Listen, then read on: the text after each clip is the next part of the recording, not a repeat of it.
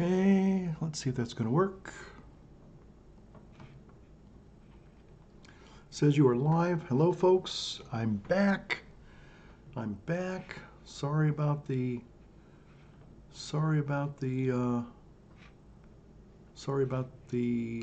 delay there. Got cut off again, as I said earlier. Sad to say, the Comcast isn't working very well, so I just wanted to get on here one last time today, try to finish up my thoughts, and just say thanks for everybody who joined me on my very first live web stream, live webcam, live streaming. Thank you all for doing that. I really appreciate it. It's been a little bit of an experiment here, but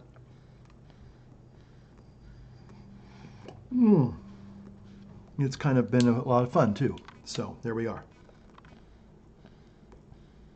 Okay, so I want to finish up my little thought here, and then I'm going to end this before Comcast goes down again.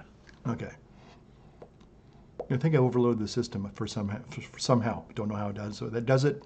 Maybe I've overextended my bandwidth or whatever. But that's probably what it is. Okay. So, as I was saying about the death penalty, so I just think that the church maybe recognizes the fact that the church maybe doesn't want to give the state that kind of authority, to end life. Certainly, we don't say it's okay for the state to euthanize people. We certainly don't agree that the state has a right to abort people. And so the thing is that we are trying. It's a very hard thing to talk about because there have been a lot of people who've been hurt, grievously so, by evil people, and sometimes we want them to taste that justice, and that's a very understandable feeling. In fact, one of the things that I would have to say that we have to also take into consideration as we kind of weigh the pros and cons of this whole thing is that, even Jesus himself submitted to capital punishment. So I would say that, and again, as a former prison chaplain, I think that sometimes capital punishment, certainly, most people say, oh, it's not a deterrent, but I do think that it helps people who have done these grievous crimes. It might be one of the last avenues for God to extend mercy and forgiveness to them. Hopefully they recognize in their final moments that what they did was unspeakable, and yet the only person that will and can forgive them is God. But what I was going to say is that so many people were so upset that they felt that the Pope was taking authority on himself to change a quote-unquote teaching of the church. And I don't think that is actually the case, because again, there's never been an encyclical or a teaching in the church that says you have to believe in capital punishment. So I don't think the Pope actually changed anything.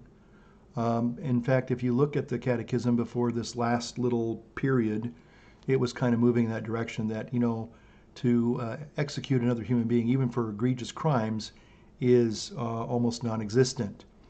So again, I think I look at it as just basically that the state just doesn't have that.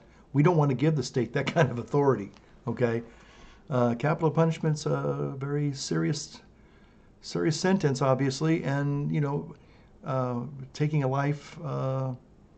Even if that person themselves has taken multiple lives, and done such horrible, horrendous, like Jeffrey Dahmer and Ted Bundy and, Richard Ramirez and, Charlie Manson, God rest him, he's, okay. So, but anyway, so I really feel that there probably wasn't, again, and I could be wrong, but when I think about it, when I weigh it in the balance with, say, things like abortion and euthanasia, I don't think I want to give the state that kind of authority to even kill a convicted felon.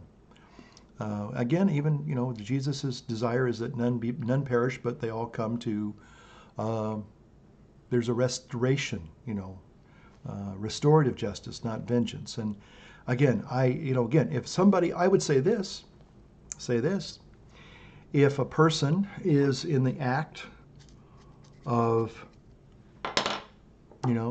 destroying life, let's say a person goes in a home robbery, he breaks in and he's trying to kill people and he gets killed in the process by the homeowner or somebody who's able to, be a good Samaritan and take that guy out, I don't think there's any problem with that. Got to be honest with you. Sorry. Some people might say, "What? You're not supposed to kill." Well, we're not supposed to kill, period. But at the same time, we also have a right to self-defense. And I think that's where the capital punishment thing falls or rises or falls.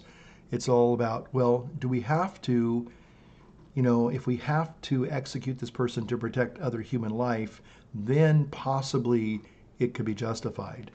But as it says, it's almost non-existent because you can lock them in a solitary confinement for the rest of their natural lives. And a lot of people have problems with that too. But, again, that person, to some extent, we also have to realize that when people commit these horrible, horrible crimes, there has to be some form of justice that they must taste, okay? And if it's not capital punishment, then it has to be, something that will help them, hopefully. See, I tended to believe that if the capital punishment was still going to be applied, it could have a medicinal effect and would help that person. Hopefully, it might be the last thing. Now, some people say, well, they're so hardened, they don't care if they're going to die. Well, there's been some people on death row who have actually reformed their lives, and they said, hey, I committed these horrible crimes, and I deserve punishment. And so, anyway, and they were willing to take that punishment after maybe they, had a change of heart and realized that now even though what they've done in the past has been forgiven, there's still some modicum of restitution that needs to be made. And maybe they saw, again, I'm talking about actual convicts who have said, well, I deserve this, and I'm going to face the consequences of my crimes, and I'm going to accept my punishment.